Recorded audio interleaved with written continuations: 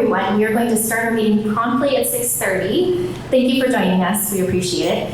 We have new student board reps with us tonight, and I'm so excited that they're here. We have Slayton Cooper, Emma Schlett, and then Olivia Kaiser is up on the dais with us tonight, and she's actually going to lead us in the Pledge of Allegiance. So if you could please stand. I pledge allegiance to the flag of the United States of America and to the republic for which it stands, one nation, under God, indivisible, with liberty and justice for all.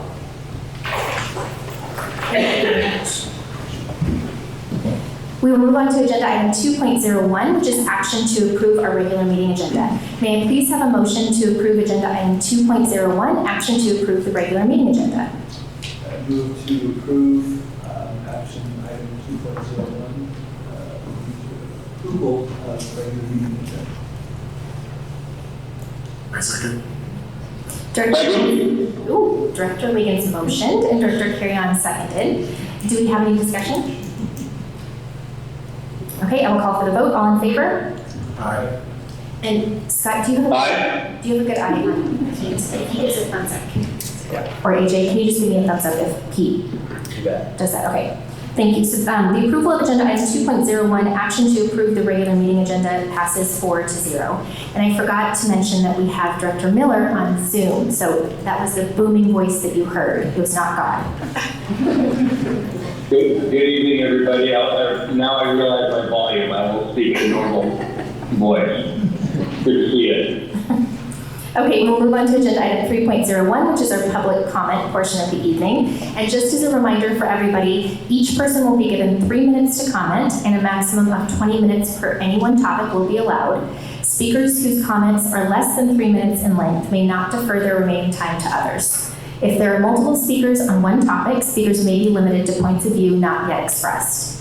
Any person wishing his or her comment retained as part of the permanent record may submit a prepared statement to the board secretary prior to the oral presentation. The president may interrupt or terminate an individual's statement when it is too lengthy, personally directed, abusive, obscene, or irrelevant.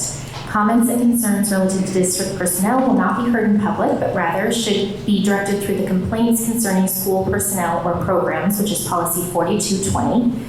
Formal presentations must be scheduled with the superintendent in writing, no later than Tuesday noon, 1 week preceding the regular meeting. And per board procedure, we will not answer or respond to any questions posed by a speaker tonight, but we will make sure that you get a reply. So we have 4 public comments tonight, and we will begin with Rainey Rigby.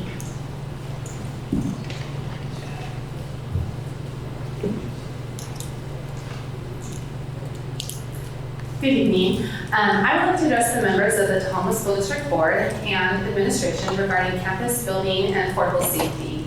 In June last month, an intruder hopped the fence at a Seattle elementary school and entered a portable where he assaulted 2 kids. Again in June, a man attempted multiple times to enter an Alabama elementary school, but was unable to gain access due to a strictly enforced district-wide policy to lock all exterior doors.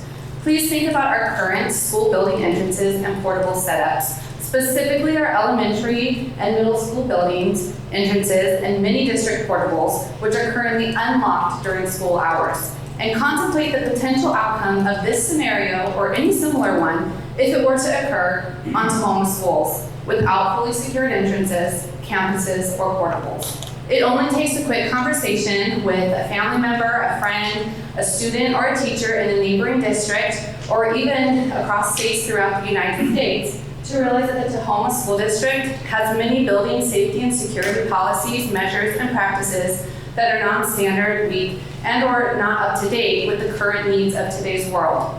School shootings are increasing at an alarming rate, having recently reached a 20-year high in 2021 and then again in 2022. Elementary and middle schools are becoming frequent targets, with fewer than half of school shootings in 2022 taking place in a high school.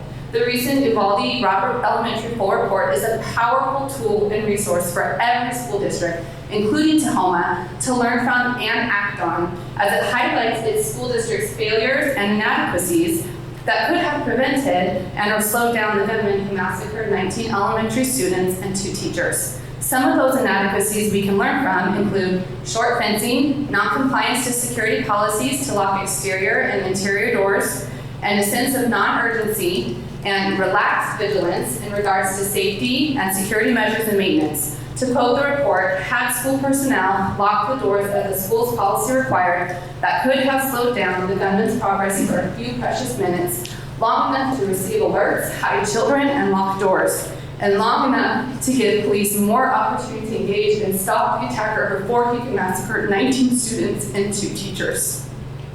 Tahoma School District does not even have a policy requiring locked doors, let alone interior doors.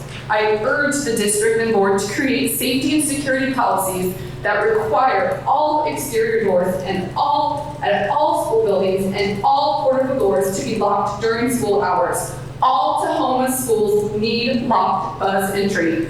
All portable buildings and need updated safety and security measures, such as safe and adequate viewing sources of the entrance doors and safe and secure keypad card entries. Failure to address the district's lacking safety and security practices, I just have this sentence, can I finish that? Thank you. And current vulnerabilities, which are well known throughout the public community, would be negligent and potentially harmful every single day for our students and staff. Thank you. Thank you. Warren Iverson.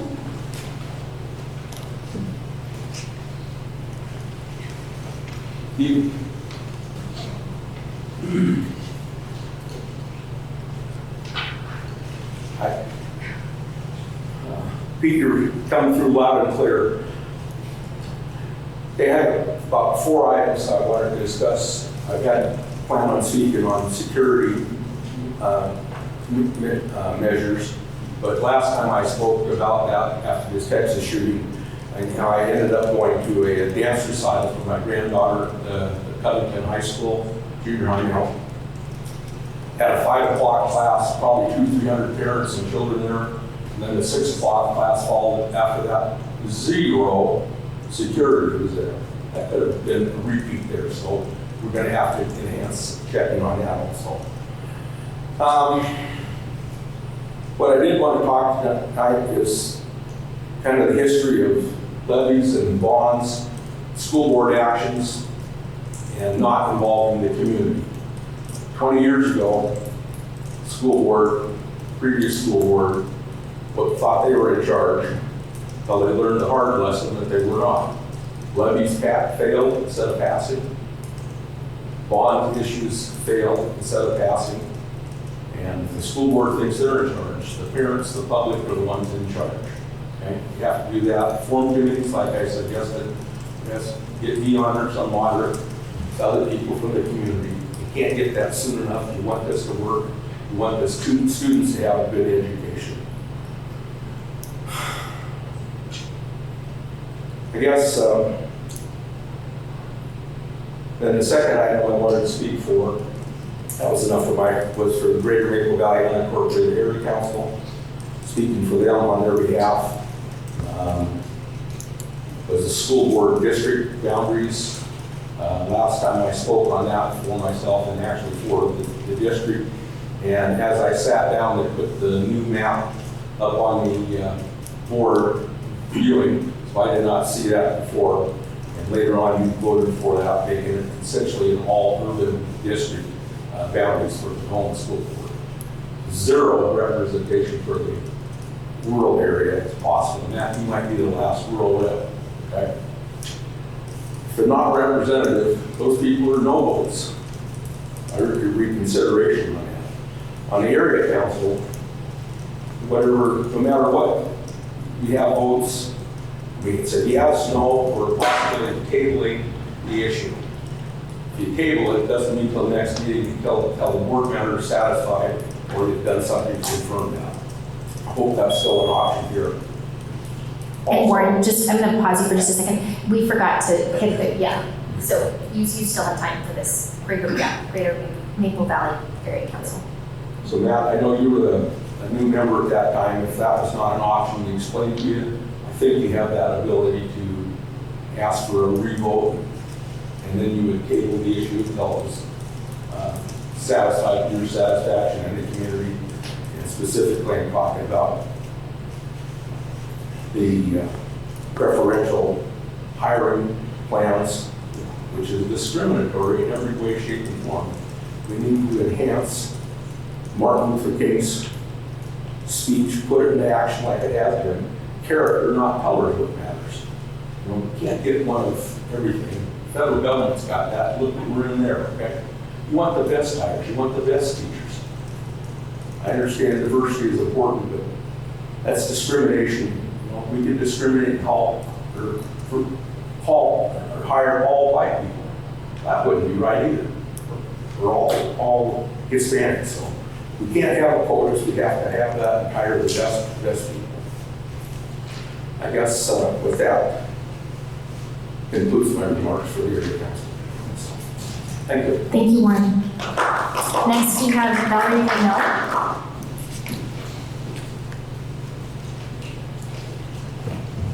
Good evening. Thank you for your service. I am here on this beautiful summer evening as a courtesy to share with you the experience that I've had since the June board meeting in regards to the 2022-2023 budget review process as one of your constituents, presumably able to well navigate process. I'm going to start with the end in case I run out of time.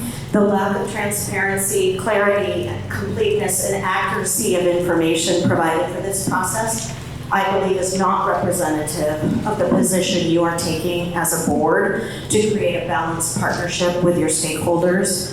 Public comments regarding the budget itself are not complete, and I would recommend deferring approval to legitimately allow for all comments. Now for my experience. So I was at the June board meeting. I listened in on Zoom after departing. No explicit, formal facing notice was readily available announcing the review period as of July 4th. There was comment made during the June 28th board meeting.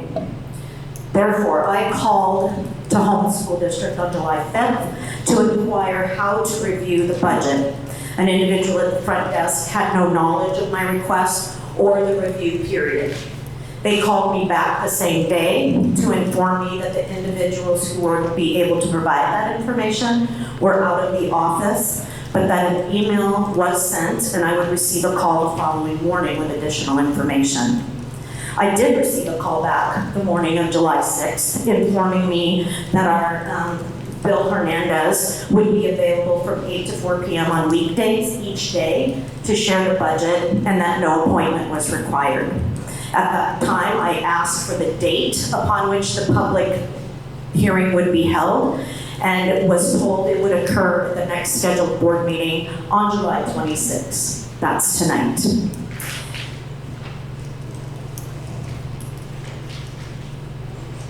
Based on that information, I scheduled time on my calendar for Friday, July 22nd to come to Central Services to review the budget, only to discover that the public hearing had already been held on Tuesday, July 19th. Interestingly enough, I've been curious about the July 26th date and have been monitoring board docs, but did not, through July 17th, notice anything posted. And interestingly, after the budget hearing meeting, posted on board docs was the budget. That document is dated July 7th and June 30th, subsequent to your June 28th board meeting.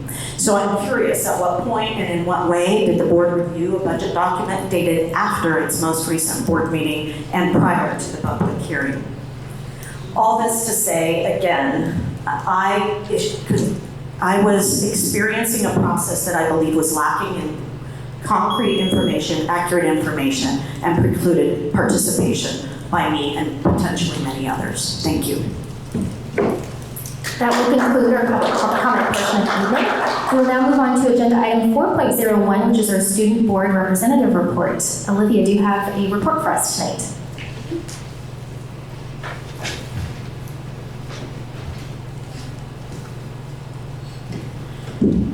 All right, I'm going to talk about the camps that have been happening for high school students so far this summer. We've had leadership camp that was last week.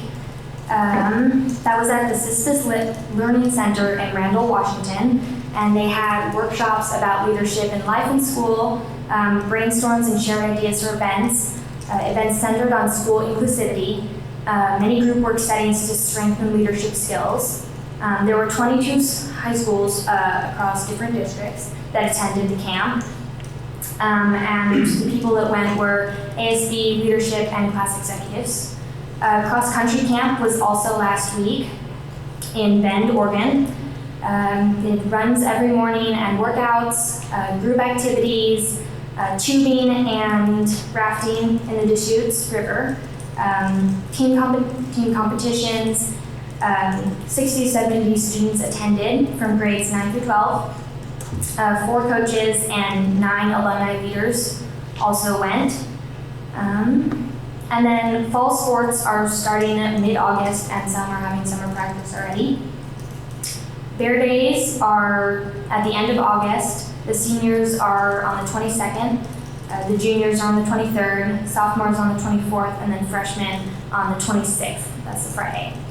Also, one-on-one info videos are starting to be sent out for information with students regarding the start of school. Thank you so much.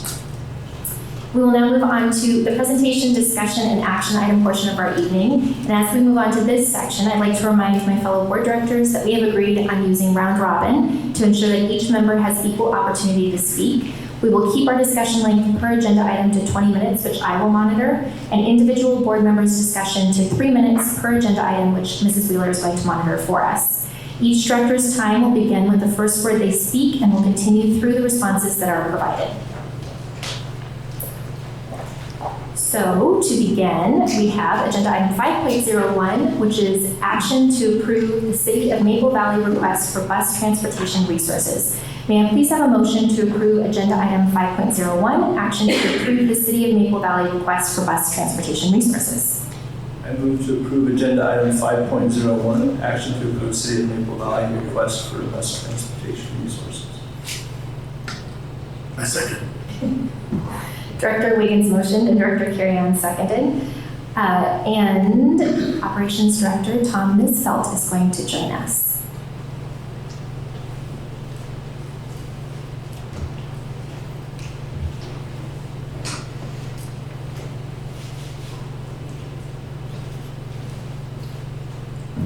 Hi, good evening. Hi. So, last year with the Ironman event, we were really excited to have it. We had a concern about whether or not we could accomplish that with the drivers, that many being requested. But with the help of the City of Maple Valley and what they did for the drivers, we had more than enough people show up, sign up for it, and everything. It went very, very well. In fact, I would say almost flawless. Drivers were excited for it again when they sent an email this year asking if we could do it. I already shared that with the group that we were looking at doing that.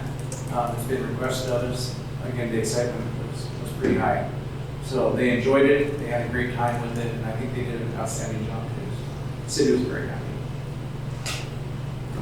Do you all have any questions? Does Pete have any questions? No question. No. Okay, thank you so much for joining us. Since that is the end of our discussion, I'll call for the vote. All in favor? Aye. Aye. The approval of agenda item 5.01, action to approve the City of Maple Valley request for bus transportation resources passes 4-0. And that brings us to agenda item 5.02, which is action to approve the resolution 2022-06 Tahoma School District 2022-23 annual budget. May I please have a motion to approve agenda item 5.02, action to approve resolution 2022-06 Tahoma School District 2022-23 annual budget?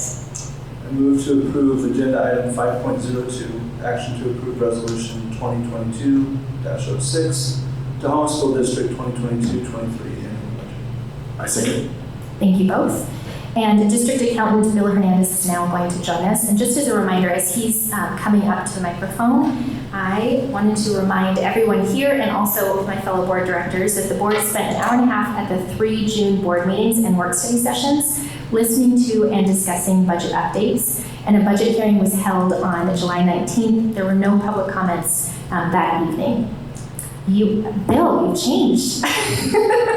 Thank you, President Hallwell. I'm speaking for Bill tonight. You notice he's got some Yes. crutches behind him, so I'm trying to avoid him having to stand up and walk over here. If there are any questions that we need him to answer, I'm sure he'll be willing to join us. This is the same information that was presented actually 2 previous meetings ago, with the final being presented at the hearing last week, and so same report, same information. Do you have any questions? Are you aware if any of our members of the public came in to actually review the budget? We had one phone call. I was unaware who the individual was. We had one phone call asking when it could be reviewed earlier. That was prior to the actual notice of hearing, which was for 2 weeks, as is required. And I was told that that individual was called back after we gave them the information. The only other person that I'm aware of, there's only been one other person that has come in to review the budget. And was here for about half an hour and reviewed the budget, then left without any questions. What was the length of time it was available to you? It's been available, it was available for 2 weeks. Actually, it was over 2 weeks, about 2.5 weeks. It was available for review. And is that standard? That is standard. It's like I said, required is 2 weeks.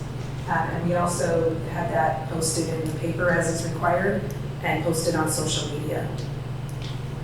Okay, thank you. And AJ, does Pete have a question? No question. Thank you. The suspense is really exciting, Pete, I have to say. Okay, so we are going to call for the vote since that's the end of our discussion. All in favor? Aye. Aye. The approval of agenda item 5.02, action to approve resolution 2022-06 to Homeland School District 2022-23 annual budget, passes 4-0. And that brings us to agenda item 5.03, which is action to approve resolution 2022-07, recycle technology. May I please have a motion to approve agenda item 5.03, action to approve resolution 2022-07, recycle technology? I move to approve agenda item 5.03, action to approve resolution 2022-07, recycle technology. I second. Director Wiggins motioned and Director Carrion seconded. Thank you. And we have Director of Finance and Operations, Lori Cloud, joining us again. You are welcome to just sit. Yeah. Do you have any questions for Lori? As we stated earlier, there are going to be a number of these as we catch up on all of the recycle and surplus, particularly in technology equipment that we're replacing. And we will most likely see a number of these. What happens to these devices? So it depends on whether it's surplus or recycle. This particular one that we're approving right now is recycle. Okay. And as you can see there, they are wiped clean, anything is removed. All information is removed, as well as any hardware or parts that we can keep to utilize for other devices. And then it's, we actually use a company that recycles the materials. And AJ, does Pete have any questions? No questions. Very straightforward. Looks familiar. Okay, so since there are no other questions, I will call for the vote. All in favor? Aye. Aye. The approval of agenda item 5.03, action to approve resolution 2022-07, recycle technology, passes 4-0. And that brings us to agenda item 5.04, which is action to approve resolution 2022-08, surplus technology. May I please have a motion to approve agenda item 5.04, action to approve resolution 2022-08, surplus technology? Sure, I move to approve agenda item 5.04, action to approve resolution 2022-08, surplus technology. I second. Director Wiggins motioned and Director Carrion seconded. Thank you. And Director of Finance and Operations, Lori Cloud, is joining us again for this agenda item. This is the actual items that are being surplus rather than recycled. And there is some potential for some revenue on this particular item. We will know after it goes to auction. We anticipate between $7,000 and $11,000 of revenue from these items. Do we have any questions or comments? What's the decision process for, I mean, there's a long list here. Who makes long decisions to put this in the surplus? So we have district procedures and protocols on how long we keep equipment, depending on what type of equipment it is. There's, for example, computers, 5-year surplus, or 3 years, depending on what type of item it is. And we actually hold on to them a lot longer than that, because we utilize them as long as we can. really is once that item is no longer able to work on our networks is the main reason, or it's just not functioning properly, that we replace it. Thanks. Pete, do you have any questions or comments? Not this time, thank you. Okay, since there's no other discussion, I'll call for the vote. All in favor? Aye. Aye. The approval of agenda item 5.04, action to approve resolution 2022-08, surplus technology passes 4-0. And moving right along, we are moving to agenda item 5.05, which is action to approve resolution 2022-09, asset preservation program. May I please have a motion to approve agenda item 5.05, action to approve resolution 2022-09, asset preservation program. Yeah, I move to approve agenda item 5.05, action to approve resolution 2022-09, asset preservation program. I second. Director Wiggins motioned and Director Carrion seconded. Director of Finance and Operations Lori Cloud is joining us along with Kyle Hood. Thank you very much, President Hollowell. We are here tonight for the annual resolution for the Asset Preservation Program. And for those that may not be aware of that, that is a requirement or part of the process for the school construction State of Washington fund that is we utilize for our state match. If you recall, we've received quite a large amount when we built Lake Wilderness and the Regional Learning Center, Tacoma High School Regional Learning Center. So this is a portion of that. Any buildings that we receive those funds for, that state match for, we are required to maintain and to monitor those buildings. And part of that to monitor is the asset preservation program. So it's an annual report that's brought to the board, and for all of those projects that we still have, the life of those programs or those buildings are still in effect. So that's the report that you have in front of you. It requires a resolution. I have brought along Kyle Hood, who actually helped to assist in the completion of this report this year, as this will be part of his job as the Assistant Director of Operations. And so he is new to this and actually did a tremendous job in completing it this year, so I want to thank him for the help on that. If you have any questions about the actual report, I'm sure he'll be able to answer those. In addition to that, as I said, this is a part of the state funding model that's provided to us. As a result of us having a housing committee and wanting to know what potential we might have going forward for our state match from the state of Washington, the first thing we need to do is have a study and survey completed, which basically assesses the need for any additional buildings and facilities in the district. And so we're going to get started on that, so we have that completed. It needs to be done every 6 or 7 years. Not quite sure. We haven't had ours done since our last bond measure. So what we're also going to be initiating is that study and survey, which is what needs to get done. There's an actual grant process that we receive the funding to complete that through the state of Washington. Do we have any questions or comments? Yeah, just a couple. So what goes into making the, I guess you call it the app here, but I assume that it's the period of time that we actually have to report back on that particular facility. So what goes into determining that year, and then what generally is the asset preservation? What are they looking for us to report in terms of is it condition of the facility? It's condition of facilities, and it's pretty in-depth. It goes into each, it goes through infrastructure and plumbing, mechanical programs, all of the different items, and you basically have to go line by line down to like wall finishes, carpeting, flooring, all of those things, and you basically have to rate all of that equipment and furniture or fixtures for each of the items that we are still receiving or that we received state match for, state funding for through the SCAP program for the life of what they consider the life expectancy should be. And so what you're looking at here is all the different, you'll see all the different areas that we received state match for, and the year that it was accepted by the board, that starts that date of when we need to start monitoring those facilities. That's the day we start, that's the day we start monitoring, and then did I misunderstand the app here? What is the app here? I just want to make one note where it says not reviewed incomplete. That's for the 2022 year. The information that's behind that she used for the 2023 So that when it says incomplete or not reviewed, that's because we haven't done it for For this. 22-23, it hasn't been completed for 22-23 yet. We ever failed? No, we definitely never failed. We actually have always done a really good job, even when outside.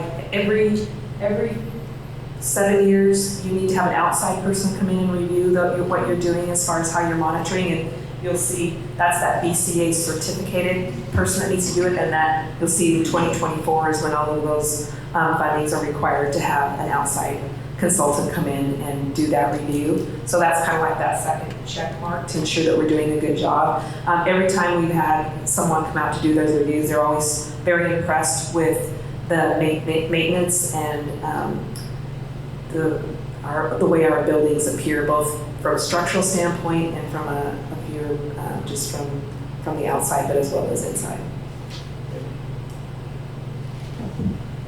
The golden question, just keep having questions. I do this time. I wonder if there were any surprises that came out of the system, scanning through the pages and looking at the various ranges and percentages of condition and so forth. Did we learn anything that we didn't know by way of going through this process as to the condition of any of our facilities? I worked with a couple of people of the high school, that being a new building, worked with Marty Barber, and it wasn't anything that really jumped out. It was a nice opportunity to walk around the building and just kind of see what was going on. And then also a lot of involvement from Sean P. Kelly, who has this district known like the back of his hand. So it was nice for me to be able to hear what's going on around the district. It was neat to see a couple of our scores were either going to increase next year or slightly increase because we had been making some upgrades in our building. Our buildings, for example, we haven't upped it yet, but the renovations that are happening for our HVAC systems actually improve our score. Shows that we're maintaining our buildings. Thank you. Okay, since there are no other questions or comments, I will call for the vote. All in favor? Aye. Aye.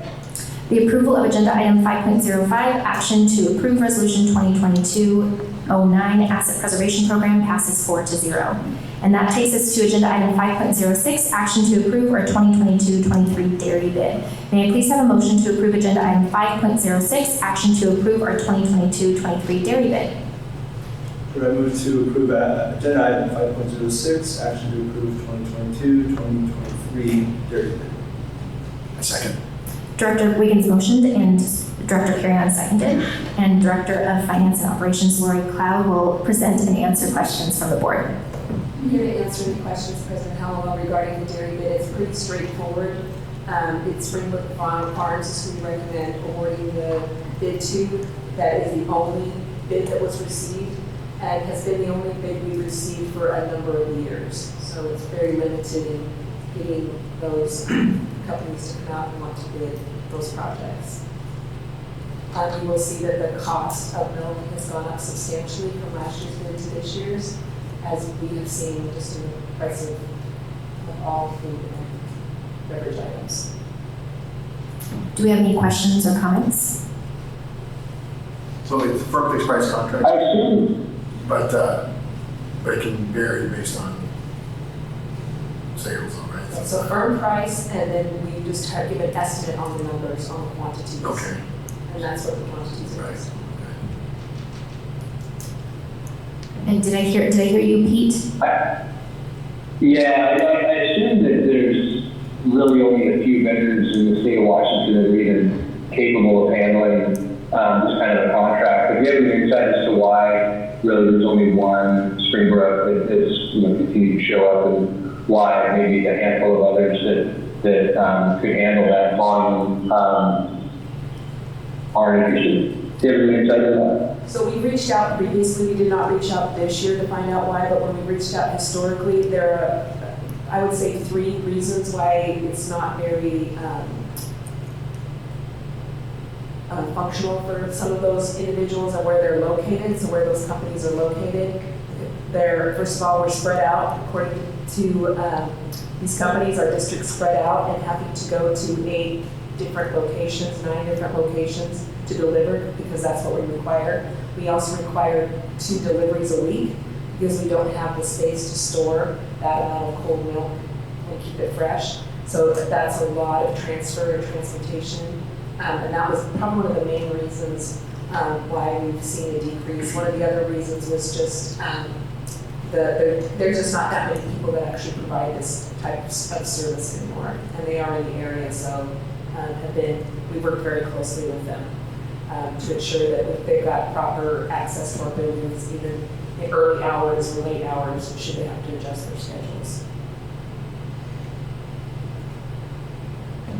Thank you. Does that answer your question, Pete? It did, yeah, thank you. And Lori, my only question is, do we ever talk with surrounding districts about our pricing to make sure that we're getting a good rate?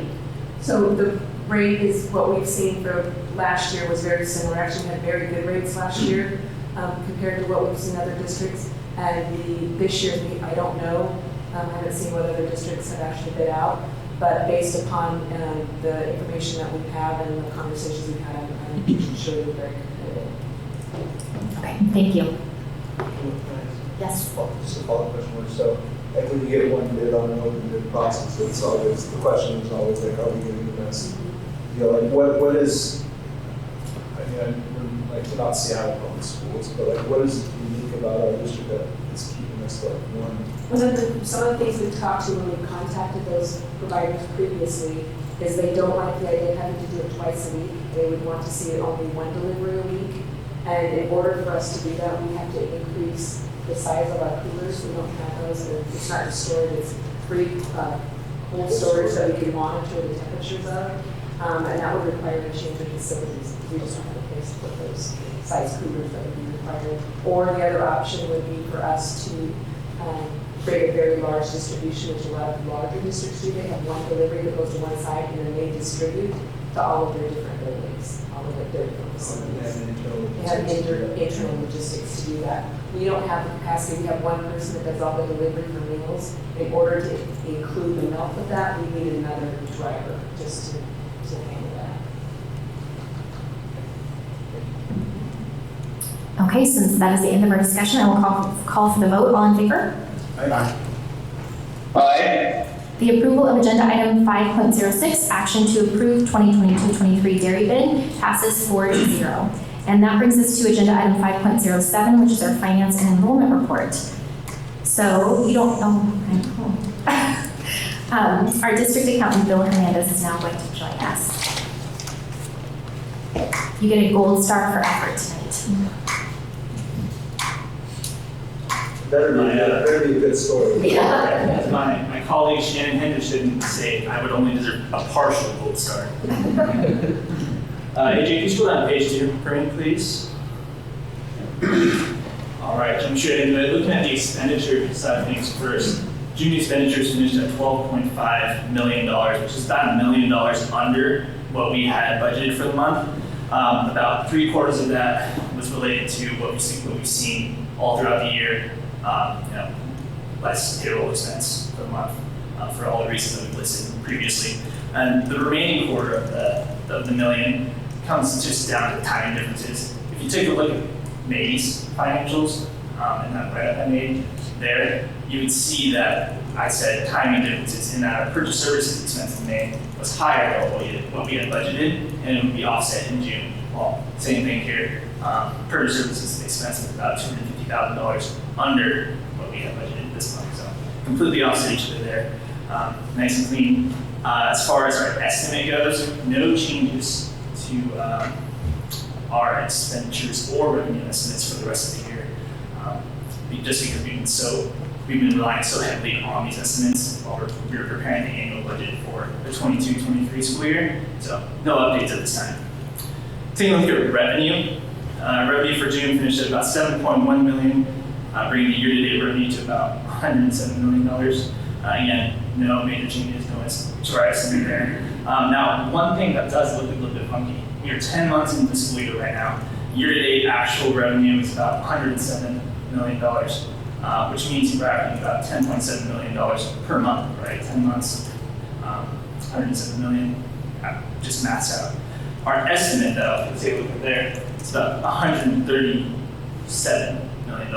And we're going to try to make up $30 million in the last 2 months. I thought that looked a little bit strange. I dug into this a little bit more. It really boils down to how the state law allots apportionment. It's not allotted equally throughout the year. Like I mentioned back in December, that's allotted differently depending on the month.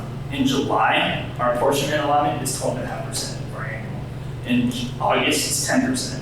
So within the last 2 months of the year, apportionment's going to skyrocket right now. For comparison, June was about 6%, which came out to about $5.5 million. So come July and this month when I'm here presenting, our apportionment should be probably about 11 or just under $11 million. So that explains the big delta in what you see in our year-to-date actuals revenue and our estimated revenue. Other than that, pretty boring month financially, which is always a good thing. We like boring financials. Do you all have any questions or comments? Can you just explain why there's a difference on the apportionment percent? Yeah, it's a state law, RCW 28A 510 250, that says that state will allot apportionment differently throughout the year. Talked with Director Cloud about it a little bit, and she said that's primarily at the state for state budgeting purposes.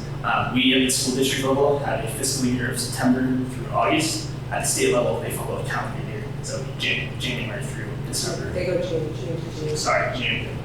So they use those last 2 months when they're finalizing the budget and how they're going to fund the majority of the education issues.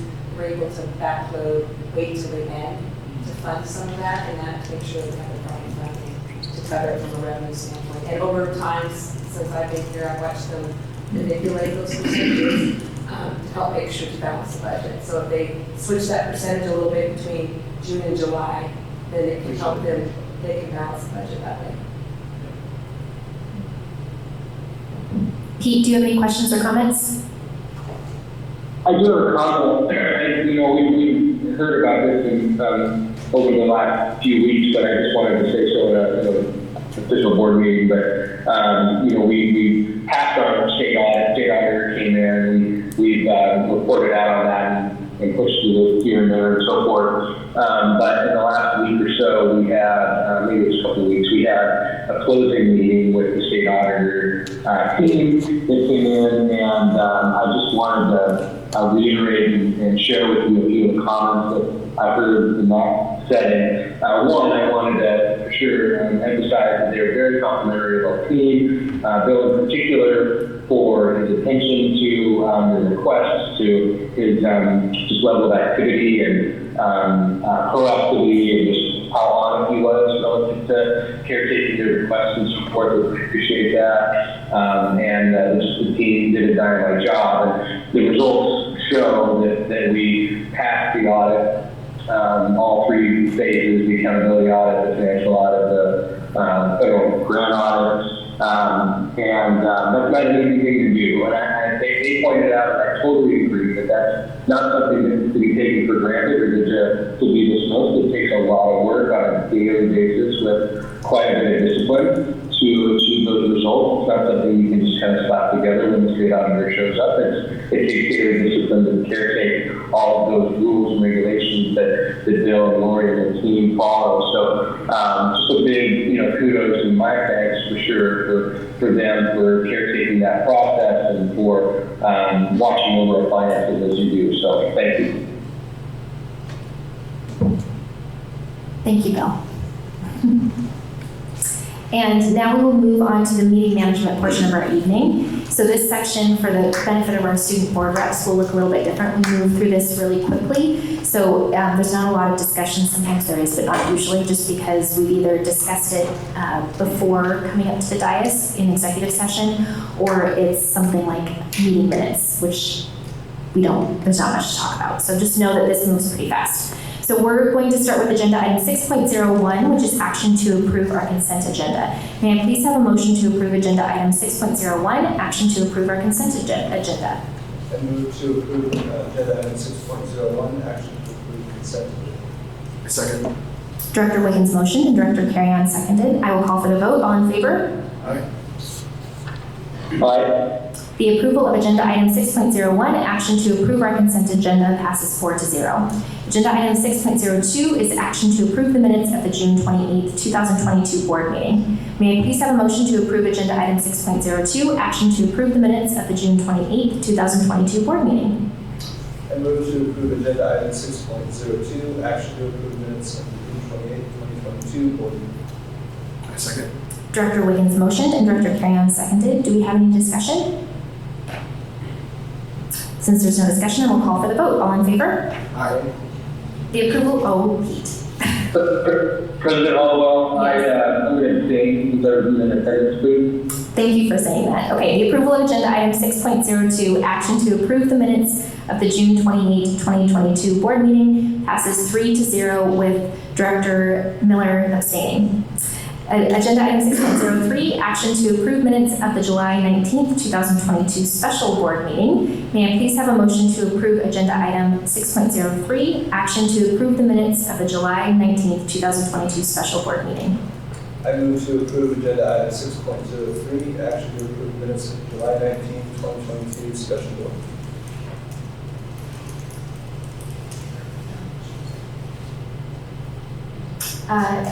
We have an interesting situation, Tamara. So Director Pendergraft was our third. That's how we have our quorum, but she's not here. Am I allowed? I can't second, can I? Yes, ma'am. Can I? Okay, I will second. Oh, that's fun. Okay, we're gonna mix it up. So Director Wiggins motioned and Director Hollowell seconded. Do we have any discussion? Okay, so since there's no discussion, I will call for the vote. All in favor? Aye. And I'm going to say aye as well. How do we do that? Because they have to abstain. Okay, so Heat was not there. So she can, we have to take a look. yes, we'll just table it. Okay, so, and we need a motion for that, correct? Yes. Okay, so So moved. he said so moved. Director Miller, did you say so moved? Okay, I did. okay, and is there a second to table it? Yeah, I will second the motion made by Director Miller to table agenda item 6.04, 6.03, action to approve minutes of July 19, 2022 special board meeting. Thank you. And do we need to vote on that? Tamara, do you have to vote on tabling? We'll just vote for now and then. Okay, so could I please have a vote to table agenda item 6.03, action to approve the minutes of the July 19th, 2022 special board meeting until we have a quorum of directors who have been present at that meeting? Aye. Aye. Aye. Okay, so the approval of the tabling has passed unanimously 4-0. Okay, we'll move on to agenda item 6.04, action to approve the certificated personnel report. May I please have a motion to approve agenda item 6.04, approving our certificated personnel report? I move to approve agenda item 6.04, action to approve certificated personnel report. I second. Director Wiggins motioned and Director Carrion seconded. Do we have any discussion? Since there's no discussion, I will call for the vote. All in favor? Aye. Aye. The approval of agenda item 6.04, approving our certificated personnel report, passes 4-0. And agenda item 6.05 is action to approve our classified personnel report. May I please have a motion to approve agenda item 6.05, approving our classified personnel report? I move to approve agenda item 6.05, action to approve classified personnel report. I second. Director Wiggins motioned and Director Carrion seconded. Do we have any discussion? I will call for the vote. All in favor? Aye. Aye. The approval of agenda item 6.05, approving our classified personnel report, passes 4-0. Agenda item 6.06 is action to approve our coach personnel report. May I please have a motion to approve agenda item 6.06, approving our coach personnel report? I move to approve agenda item 6.06, action to approve coach personnel report. I second. Director Wiggins motioned and Director Carrion seconded. Do we have any discussion? I will call for the vote. All in favor? Aye. Aye. The approval of agenda item 6.06, approving our coach personnel report, passes 4-0. And that brings us to agenda item 7.01, which is our board inquiry tracking system, which is also called BITS. And Director Cloud, do we have any additions or changes to our BITS? No, we do not. Okay, thank you for the update. And we now have agenda item 8.01, which is adjournment. So I'm going to call this meeting to be adjourned at 7:19 p.m. Thank you again, everybody, for joining us. We always love seeing your faces.